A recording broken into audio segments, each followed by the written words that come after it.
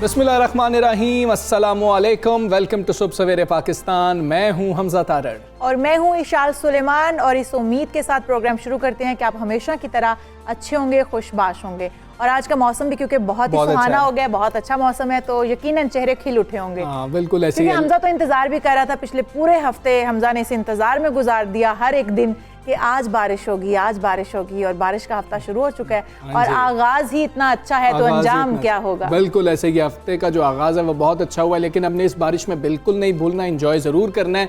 लेकिन corona virus बढ़ता चला जा रहा है, हमने एहतियात बहुत ज़्यादा करनी है। वज़ीर आज़म पाकिस्तान इमरान खान जो हैं वो कोरोना वायरस में मुब्तला हो चुके हैं और बार बार ये बात की जा रही है कि कोरोना वायरस के ख़िलाफ़ जो है हम सिर्फ एक ही तरीके से जंग लड़ सकते हैं और वो एहतियात का तरीका है। मेरी आज एक गुजारिश है इशाल लोगों से, आप सब लोग हैं, हम सब लोग हैं, हमारे रिश्तेदार भी हैं, हमारे दोस्त अहबाब भी हैं, तो थोड़ा सा ये समझ लें कि हो सकता है कि मैं बहुत ज़्यादा एहतियात कर रहा हूँ और मैं नहीं चाहता कि मैं किसी ऐसी जगह पर जाऊँ जहाँ पर रश ज़्यादा हो।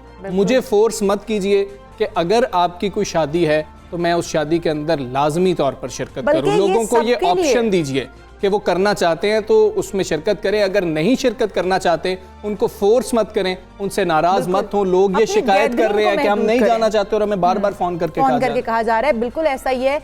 खुशियों में शिरकत करने के लिए आप हमें बुलाते हैं या आप अपने इवेंट को मजीद जो है वो खूबसूरत बनाने के लिए लोगों को इनवाइट कर रहे हैं अपनी खुशियों में शरीक करने के लिए, लेकिन अपने आप जो आपकी गैदरिंग है उनको महदूद कर दें, क्योंकि जो महदूद है वही महफूज है। आप जितने अपनी गैदरिंग महफूज रखेंगे, लोग जितने कम आएंगे, डिस्टेंस जितना ज़्यादा रखा जाएगा, आप कोरोना से उतना ही महफूज रह सकते हैं। और किसी को फोर्स मत करें, वो शख्स इस वजह से ना वहाँ पर आ जाए, वो वैसे बहुत एहतियात कर रहा हो लेकिन उसको मजबूरन आना पड़े, तो ऐसा मत करें। किसी के ऊपर इस तरह का प्रेशर मत डालें, ये बिल्कुल गलत बात है कि आप अगले को बार बार कहें कि नहीं आपने ज़रूर आना है। उनको ऑप्शन दें, अगर वो आना चाहें तो वो जरूर आए, अगर वो नहीं आ सकते तो उनकी पोजीशन को समझें। बिल्कुल ऐसे ही मोमी रवैया भी हम देखें तो यही है कि हम अगर कोई नहीं आता तो शिकवा करने लग जाते हैं कि भाई तुम आए नहीं, बुलाते नहीं है दोबारा उसको। तो ऐसा ना करें, सबको अपनी जिंदगियां प्यारी हैं, बल्कि अपनी ही नहीं आपकी जिंदगी भी अजीज है दूसरों को।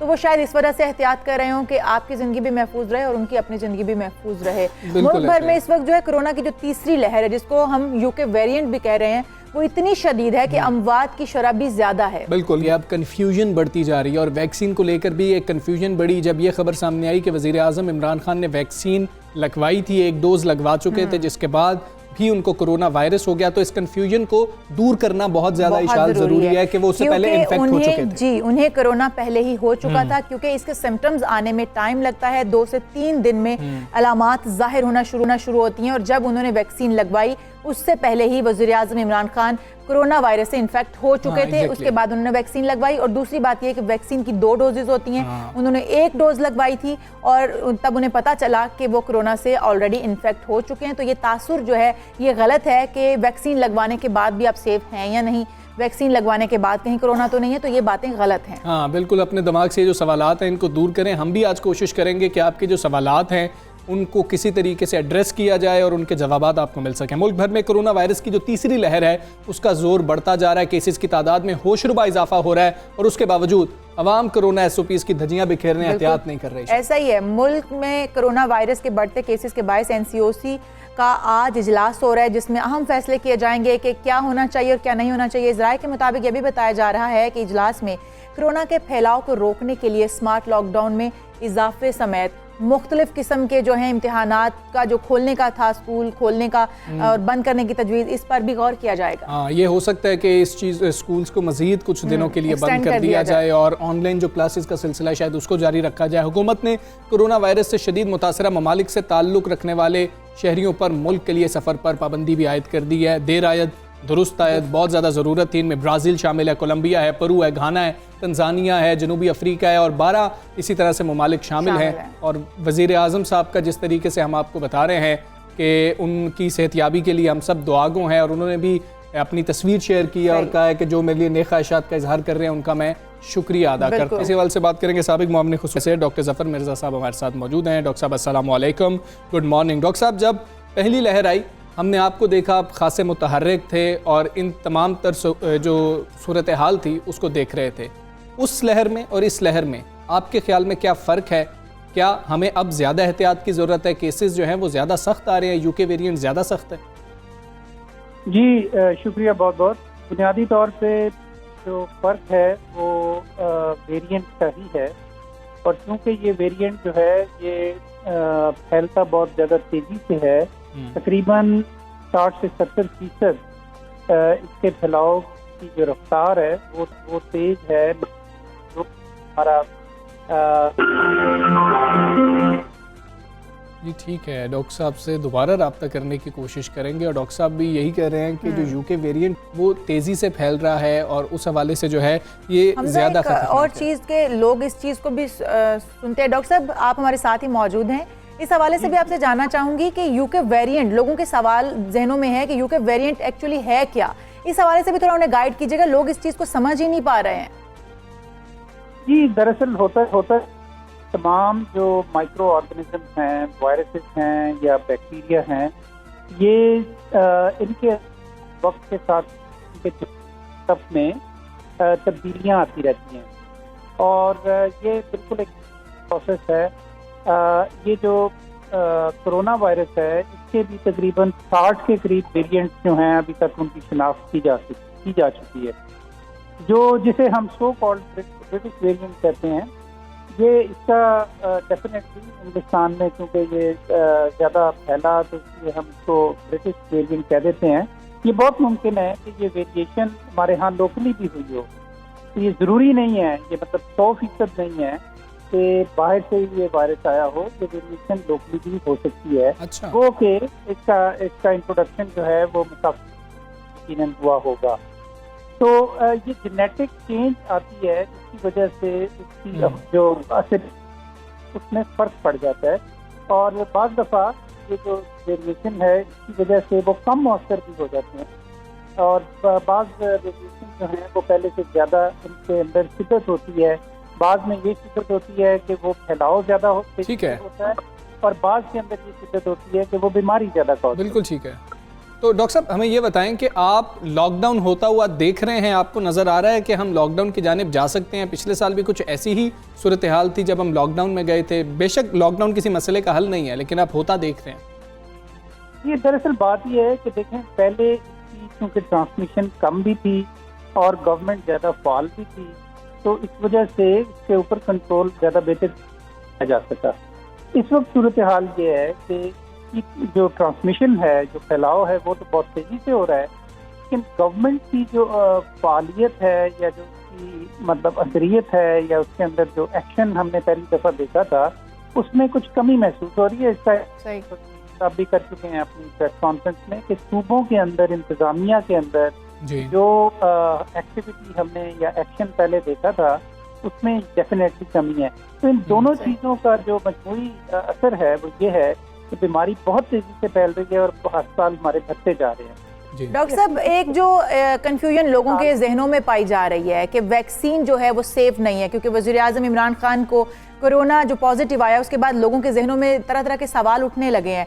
इस हवाले से भी थोड़ा हमारे नाजरीन को गाइड कीजिएगा कि वैक्सीन कितनी मौसर है और इसकी कितनी डोजेस जो हैं वो लेनी चाहिए। देखें, ये बात हम बार बार कर चुके हैं, और असल में बात ये है फ्रैंकली इंडिया के अंदर भी लोग इस बात को नहीं समझ रहे और वो सही पैगाम आगे नहीं पहुंचा रहे। बात ये है कि 2 डोजेज की जो है उसके चंद हफ्तों के बाद इसके इम्यूनिटी पैदा होती है। दूसरी डोज के भी 2-3 हफ्ते के बाद मुकम्मल तौर पे इम्यूनिटी पैदा होती है। दरमियान में 3 हफ्ते का वक्फा होता है। तो 3 दिन पहले अगर कोई वैक्सीन लगी है और उससे पहले कोई शख्स अगर इन्फेक्ट हो चुका है, तो इसका ये मतलब नहीं है कि ये नतीजा हासिल नहीं कर लेना चाहिए फौरी तौर पे कि वैक्सीन चूँकि गैर मौसर थी इसलिए इसके बावजूद इन्फेक्शन हो गई। ये बात आप वाज़ेह तरीके से लोगों को समझाएं, क्योंकि लोगों के ज़हनों के अंदर बहुत सारी सवालात हैं जी जिनका तसल्ली बख्श जवाब आपके जरिए लोगों तक पहुंचना बहुत ज़रूरी है। जहाँ तक इस बात कि वैक्सीन जो है वो चाइनीज की अच्छी है या दूसरी अच्छी है, तो इस हवाले से भी हम आपको ये बता सकते हैं कि हमारी लीडरशिप, प्राइम मिनिस्टर, हमारे जो फेडरल मिनिस्टर हैं, हमारे बाकी लीडरशिप, मैंने खुद सब ने चाइनीज वैक्सीन लगवाई है, अपने बुजुर्गों को भी लगवाई है। अब इससे ज्यादा क्या सबूत हो सकता है कि हमारा इसके ऊपर एतमाद है और ये एक सेफ वैक्सीन है। बिल्कुल ठीक है, ये एक सेफ वैक्सीन है। डॉक्टर ज़फ़र मिर्ज़ा साहब, बहुत शुक्रिया आपका। सुबह सवेरे पाकिस्तान से आप बात कर रहे हैं। मैसेज यही है कि ये मत समझें कि आपने पहली डोज़ वैक्सीन की लगवाई है तो उसका असर फौरी शुरू हो जाएगा। आपने दूसरी डोज़ भी लाजमी लगवानी है और उसके 2 से 3 हफ्ते लगेंगे कि आपके अंदर इम्यूनिटी जो है वो पैदा होना शुरू हो जाएगी और फिर वो जो वैक्सीन है उसका आपको फ़ायदा होगा। लेकिन एहतियात फिर भी करनी है दूसरी डोज़ के बाद। लोग ये समझ लेते हैं हमजा कि इसमें कोई जादू की छड़ी है कि अभी वैक्सीन लगी और ये अभी असरअंदाज हो जाएगी, ऐसा नहीं है। 3 हफ्ते के बाद दोबारा दूसरी डोज भी लगवानी है और आपका इम्यून सिस्टम बूस्ट करती है। ये कोई जादू की छड़ी नहीं है जो लगते ही आपको असर दिखाना शुरू कर देगी। बिल्कुल ठीक है जी, हमने आपको इस हवाले से जो आपके सवालात थे कोशिश की कि वो एड्रेस हों। आगे बढ़ेंगे, कुछ सियासी सूरत हाल की शायद बात करते हैं। मौलाना फजलुर रहमान पीडीएम इत्तेहाद की डूबती कश्ती को बचाने के लिए ना अब हाथ पांव मार रहे हैं। कल थोड़ा सा नर्म रवैया उनकी जानिब से सामने आया, मगर हालात ये बता रहे हैं कि पानी शायद सर से गुजर चुका है, जिस तरह से मरियम नवाज साहब गुफ्तगू बिल्कुल ऐसे गुजरते दिनों के साथ मुस्लिम लीग नून और पीपल्स पार्टी एक दूसरे को आंखें दिखाने लगी हैं। मुस्लिम लीग नून की रहनुमा मरियम नवाज ने ये वाजे कर दिया है कि सेनेट में अपोजिशन लीडर तो मुस्लिम लीग नून का ही होगा। जिस तरह पहले तय हुआ था। पीडीएम के सरबराह मौलाना फजलुर रहमान साहब ने मुस्लिम लीग नून के नायब सदर मरियम नवाज से जाती उमरा में मुलाकात की है, जिसमें आइंदा की सियासी हिकमत अमली पर गौर किया गया और सिर्फ ये 2 जमातें वहाँ पर जो है मौजूद थी। 9 के हवाले से बात हो रही थी। लगता यही है कि पीपल्स पार्टी जो है वो इन जमातों से अलग होती हुई नजर आ रही है। मुलाकात के बाद मौलाना फजलुर रहमान ने ये कहा है कि पीडीएम मुत्तहिद है। पीपल्स पार्टी तो 9 जमातों की राय का एहतराम करेगी और जैसा कि हम देख रहे हैं कि ऐसा होता हुआ नजर नहीं आ रहा, लेकिन मौलाना साहब फिर भी बज़िद हैं कि जी ये 9 जमातें जो हैं पीपल्स पार्टी के साथ हैं और पीपल्स पार्टी 9 जमातों का एहतराम कर रही है। बिल्कुल, और कुछ मामलात हैं जिनके हवाले से उन्होंने कहा कि जिनको जल्द कंट्रोल भी कर लिया जाएगा क्योंकि अपोजिशन की तमाम जमातों ने मिलकर सफ़र करना है। अब ये एक पूरी सूरत हाल है। मरियम नवाज साहिबा का जो लहजा था वो थोड़ा सा सख्त था इस हवाले से, लेकिन जो मौलाना साहब थे वो थोड़ा बैकफुट पे नजर आए। बात करेंगे, सीनियर तज्ज़ियाकार मज़हर अब्बास साथ मौजूद है। मज़हर अब्बास साहब, अस्सलाम वालेकुम सर, गुड मॉर्निंग सर। कल की सूरत हाल आप क्या देखते हैं? क्या कोई उम्मीद पैदा हो गई है मौलाना साहब को कि शायद पीपल्स पार्टी वापस आ जाएगी, या फिर इस तरह का रवैया इसलिए इख्तियार किया जा रहा है कि क्लियर हो कि पीपल्स पार्टी खुद गई है, हमने नहीं निकाला? जी बहुत बहुत शुक्रिया। वैसे तो मौलाना के पास उम्मीद के अलावा रह क्या गया है। जाहिर है मुस्लिम लीग नून और पीपल्स पार्टी के, असल में मुस्लिम लीग नून और पीपल्स पार्टी के ज़ख्म इतने गहरे हैं जी कि आप उस पर बार बार मरहम रख भी दें तो ज़रा सा कोई हाथ लगाता है तो ज़ख्म दोबारा उभर कर सामने आ जाते हैं और दोनों जमातें उन ज़ख्मों को जो है वो मुकम्मल तौर पे जो है वो उससे बाहर नहीं निकल पाई हैं। यही चीज़ है कि ज़रा सी कोई बात होती है, ज़रा सा कोई बिगाड़ आता है तो पुरानी तारीख दोहरा दी जाती है। हालांकि जो चीज़ें ख़त्म हो गई, मीसाक़ जमहूरियत जब हुआ था उस वक्त दोनों जमातों के रहनुमाओं ने, मोहतरमा बेनज़ीर भुट्टो शहीद और नवाज शरीफ साहब ने इसके साथ मीसाक़ जमहूरियत किया था कि हम माजी के ज़ख्मों को दोबारा नहीं कुदेरेंगे। लेकिन उसके बाद हमने देखा कि ऐसा नहीं हुआ। अब भी जब भी इनके दरमियान इख्तलाफ होता है तो हमेशा पुरानी बातें याद दिला दी जाती हैं। अब 2 लोग हैं जो मुस्लिम लीग नून, अब तो खैर मुस्लिम लीग नून के वो रहनुमा नहीं रहे, लेकिन 2 लोग हैं कि जिन्होंने ये दराड़ें जो हैं ये ज़्यादा गहरी की हैं, बढ़ाई हैं, और उनमें एक चौधरी एतजाज़ अहसन और एक चौधरी निसार अली ख़ान। अब निसार अली ख़ान तो मुस्लिम लीग का हिस्सा नहीं रहे जी, लेकिन जो माजी में चीज़ें बिगड़ी हैं जिसकी वजह से जरदारी साहब ने 2018 में बलूचिस्तान में मुस्लिम लीग नून की हुकूमत के खात्मे में अहम किरदार अदा किया और उसके बाद भी ये नज़र आता है ये उसका बदला था जो 2015 में जरदारी साहब के कुछ दोस्तों को कराची में गिरफ्तार करवाया और जिसका इल्ज़ाम वो मियां नवाज शरीफ को देते हैं। तो अभी जो सूरत हाल है उसमें पीपल्स पार्टी का बड़ा सीधा सा मौक़िफ़ है। वो ये समझते हैं कि मुझीब इस तहरीक को भी जारी रखना चाहिए, हम लॉन्ग मार्च के भी साथ हैं, लेकिन हमें इसको इस्तीफ़ों की उससे नहीं जोड़ना चाहिए कि पहले इस्तीफ़े दे के हम चलें। दूसरी तरफ मुस्लिम लीग और मौलाना का ये मौक़िफ़ है कि अगर हम इस्तीफ़े भी नहीं दे रहे और हम लॉन्ग मार्च जा रहे हैं तो वहाँ जाके फिर हम करेंगे क्या। अब ये एक दो वाज़े जो है लाइनें हैं। इसमें अब जो इस वक्त मरियम नवाज साहिबा का कल बयान आया वो गैर ज़रूरी बयान था और उसकी बड़ी बुनियादी वजह, ये बात ठीक है कि PDM के इजलास में पहले ये तय हुआ था कि चेयरमैन सेनेट के लिए चूँकि गिलानी साहब उम्मीदवार थे, लिहाजा जो सेनेट में लीडर ऑफ द अपोजिशन होगा वो मुस्लिम लीग का हो।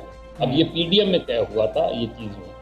इस वक्त जो सूरत हाल है, जो इख्तलाफात बढ़ गए हैं, तो पीपल्स पार्टी ये क्लेम कर रही है कि लीडर ऑफ द अपोजिशन कौमी असम्बली में भी मुस्लिम लीग का है, पब्लिक भी मुस्लिम लीग का है, लिहाजा सेनेट में हमारी चूँकि 21 नशिस्तों के साथ हम अपोजिशन की सबसे बड़ी जमात हैं, लिहाजा हमें जो लीडर ऑफ द अपोजिशन है वो हमारा होना चाहिए। अब ये उस मौक़िफ़ से जो है वो दूर हटना है।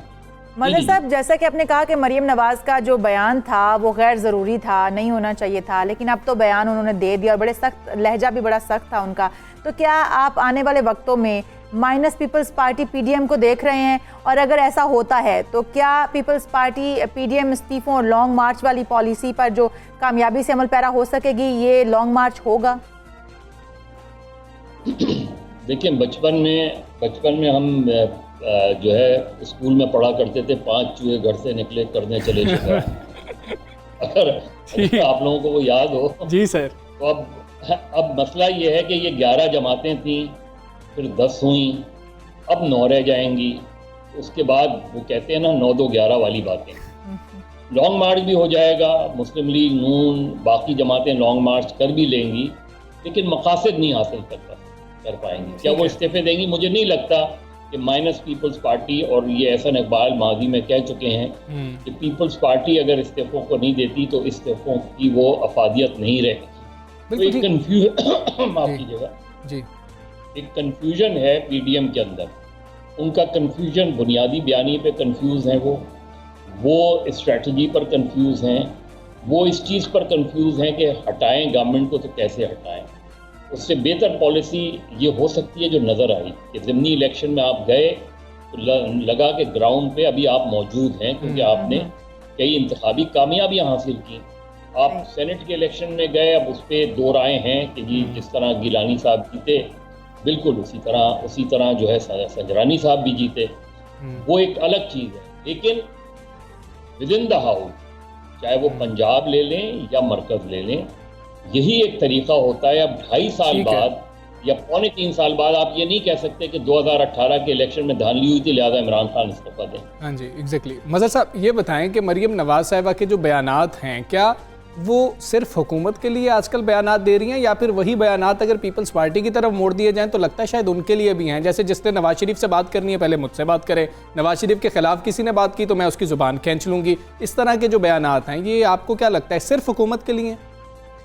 मरियम नवाज साहिबा की पूरी सियासत उठा लें, उनके पूरा बयानिया उठा लें, वो सिर्फ नवाज शरीफ साहब के गिर्द घूम रही है। मेरा ख्याल है मरियम नवाज साहिबा को जो है जनरल पॉलिटिकल सिचुएशन पर भी बात करनी चाहिए। ये नहीं हो सकता आप, यानी अब भुट्टो का बयानिया जो है वो सिर्फ भुट्टो के गिर्द नहीं घूमता जी। अगर आप पूरी पॉलिटिक्स को उठा लें तो मेरा ख्याल है ये मरियम नवाज साहिबा ने जैसे पहले बयान दिया कि जी अगर मुस्लिम लीग के किसी कारकुन को 1 थप्पड़ मारा जाएगा तो हम 10 थप्पड़ मारेंगे, ये सियासी रहनुमाओं का लबो लहजा नहीं होता। ठीक है, यानी जिस चीज़ पर आप तहरीक इंसाफ को पर तनकीद करते हैं और वजह करते हैं, क्योंकि तहरीक इंसाफ के अंदर भी जो बहुत से रहनुमा हैं, बशमूल खुद वज़ीर आज़म बाद औक़ात जो ज़बान इस्तेमाल करते हैं, वो ज़ेब नहीं देती सियासी रहनुमाओं को, क्योंकि आपका मैसेज आपके कारकुनों को जा रहा होता है, आपका मैसेज आपकी जनरल पब्लिक को जा रहा होता है। तो जो ज़बान आप इस्तेमाल करेंगे तो आपका फॉलोअर भी वही ज़बान इस्तेमाल करेगा, और इससे सिर्फ सियासत को नुकसान होगा, इससे सिर्फ जमहूरियत को नुकसान होगा। मज़हर साहब, तो अब तो जो सिचुएशन बन चुकी है, इसके बाद अब क्या देखते हैं? हुकूमत जो है वो दबाव से निकल आई है, जो एक प्रेशर था कि PDM ये करने जा रही है, वो करने जा रही है, या हुकूमत पर अभी भी प्रेशर देख रहे हैं? हुकूमत तो अपनी मुखालिफ खुद है, यानी जो हुकूमत के अंदर जो कुछ हो रहा है वो उनकी मुखालफत के लिए काफ़ी है। ग्राउंड पे वो ग्राउंड आहिस्ता आहिस्ता लूज कर रहे हैं वो। अपोजिशन की तमाम तर इख्तलाफात और बेजा जो उनकी स्ट्रैटेजी है उसको अगर सामने रखें तो आपको नज़र आता है कि बहुत बड़ी अपॉर्चुनिटी थी अपोजिशन के पास जो उन्होंने ज़ाया कर दी। जी महंगाई और बढ़ेगी इस साल, अभी जो चीज़ें सामने आ रही हैं, तो मेरा ख्याल है कि इमरान खान साहब के लिए जो ग्राउंड की सूरत हाल है वो बहुत अच्छी नहीं है। ठीक है। उन्होंने जो कुछ पंजाब में आज तक पंजाब में पिछले 2.5 साल में वो गेन नहीं कर पा रहे। सियासी तौर पे पंजाब जो है अभी भी मुस्लिम लीग के साथ खड़ा नज़र आता है। बल्दियाती इलेक्शन कब होते हैं उसका कुछ नहीं कहा जा सकता, लेकिन इम्कान इसी चीज़ का है कि इस साल के आखिर में उन्हें करवाने पड़ेंगे क्योंकि सुप्रीम कोर्ट की डायरेक्शन है। अब बल्दियाती इलेक्शन में अगर पीटीआई को नुकसान होता है पंजाब में तो जाहिर है उसके बाद इलेक्शन में 1 साल रह जाएगा। बिल्कुल ठीक। मेरा ख्याल है पीटीआई के लिए सूरत हाल कोई बहुत अच्छी नहीं है। अपोजिशन की तमाम तर जो है वो ख़राब स्ट्रैटेजी के बावजूद भी, तहरीक चलाने में उनकी नाकामी के बावजूद भी और आपस के इख्तलाफात के बावजूद भी हुकूमत के लिए कोई बड़ा रिलीफ नहीं है। मज़हर साहब ये बता दें, पीपल्स पार्टी का अपोजिशन लीडर की सीट मांगना, क्या इसको ये समझ लिया जाए कि पीपल्स पार्टी को कोई उम्मीद नहीं है कि अदालत में जाएंगे भी तो चेयरमैन सेनेट वाला फैसला शायद वापस हो जाएगा? जी, मुझे यही लगता है और मेरा ख्याल है कि ऐन मुमकिन है कि जो हुकूमती इत्तेहादी हों या चेयरमैन सेनेट हों, क्योंकि जो तरीक़ा है लीडर ऑफ द अपोजिशन बनाने का उसमें ज़ाहिर है जो चेयरमैन या स्पीकर होता है उसका बड़ा अहम रोल होता है। तो मेरा ख्याल है कि पीपल्स पार्टी कोशिश करेगी जैसे अवामी नेशनल पार्टी है यानी पीडीएम के अंदर की कुछ जमातों को अपने साथ मिला के लीडर ऑफ द अपोजिशन, लेकिन जाहिर है उसमें पीडीएम में भारा दराड़ पड़ जाएगी, मुस्लिम लीग नून अलग हो जाएगी और जो सेनेट के अंदर इस वक्त पीटीआई की जो सूरत हाल है, पीटीआई की वो जाहिर है उस तरह की मेजॉरिटी नहीं है चेयरमैन सेनेट आने के बावजूद, लेकिन उनको इससे फ़ायदा होगा अगर मुस्लिम लीग नून और पीपल्स पार्टी की राहें जुदा होती हैं, जो कि बादी नज़र में नज़र यही आ रहा है कि शायद इख्तलाफात बढ़ रहे हैं। बिल्कुल ठीक है, नज़र यही आ रहा है कि इख्तलाफात बढ़ रहे हैं, ज़ुबान तल्ख। बहुत शुक्रिया, मज़हर अब्बास साहब हमारे साथ मौजूद थे। तो सूरत हाल सबको यही लग रही है कि ये मामला जो है ना 11 से 10, 10 से 9 और शायद कम होते जाएंगे। बिल्कुल ऐसे ही हुकूमत तो पहले ही ये कह चुकी थी कि बहुत जल्दी इनका शराजा बिखर जाएगा, गैर फितरी तहत कह रहे थे। और बिल्कुल अब ये शराजा बिखरता हुआ नजर आ रहा है। बहरहाल सियासी सूरत हाल जो भी होगी उसको देखते रहेंगे हम भी और आपसे भी शेयर करते रहेंगे। यहाँ पर एक ब्रेक लेंगे, ब्रेक के बाद फिर हाजिर होंगे। Stay with us.